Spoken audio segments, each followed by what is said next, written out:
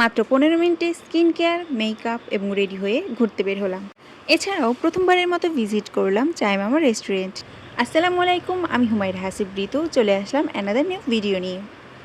Best কোয়ালিটির ভিডিওর জন্য আমার ইউটিউব চ্যানেল চেক করতে পারেন। প্রথমেই স্কিন কেয়ারের জন্য ফেস প্যাক রেডি করে নেব। আজকে আমি ব্যবহার করছি বেসন, মুলতানি মাটি, এগ হোয়াইট পাউডার। এরপর সামান্য পানি দিয়ে উপাদানগুলো খুব ভালোভাবে মিক্স করে নেব। এই তো ফেস প্যাকটা রেডি হয়ে গেছে আমার স্কিনের জন্য। এই প্যাকটা কিন্তু খুব বেশি ঘনও হবে না, আবার খুব বেশি পাতলাও করা যাবে না। আমি আমার স্কিনে এটা অ্যাপ্লাই করে নিয়েছি এবং যে অংশটুকু বেঁচে ছিল সেগুলো আমি আমার হাতে অ্যাপ্লাই করেছি। এই প্যাকটা রেডি করেছি 1 মিনিটে এবং ফেসে রেখেছিলাম 5 মিনিট।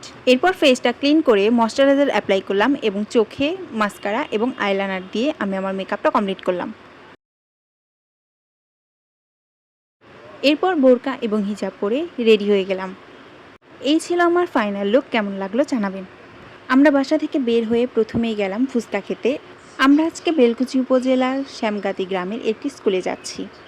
প্রতিদিন বিকেলবেলা একজন মামা এই স্কুলে ঝালমুড়ি, ফুচকা, চটপটি এসব নিয়ে বসেন।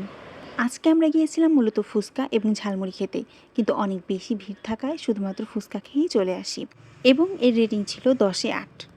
এরপর আমরা সেখান থেকে চলে যাই চায় মামাতে। বেলকুচির সোহাগপুর পাইলট স্কুল থেকে একটু এগিয়ে টপ 10 ফ্যাশন হাউসের সেকেন্ড ফ্লোরে এই রেস্টুরেন্টটি। এখানে ডেকোরেশন এবং পরিবেশটা অনেক বেশি ভালো ছিল। এখানে আমি 10-এ 10ই দেব। প্রথমেই আমরা অর্ডার করি ক্রিমি পাস্তা, যার রেটিং 10-এ 10। এখানে মাশরুম এবং চিকেনের পরিমাণটাও ছিল অনেক বেশি। এরপর আমরা অর্ডার করি থাই স্যুপ, যার রেটিং 10-এ 6। স্যুপে অনেক বেশি পরিমাণে সস এবং মরিচ পানি অ্যাপ্লাই করা হয়, যার জন্য এটা খাওয়াই যাচ্ছিল না। সবার শেষে আমরা নিয়েছিলাম চায় মামার স্পেশাল চা। এর রেটিং 10-এ 0, কারণ এতে কোনো টেস্টই ছিল না।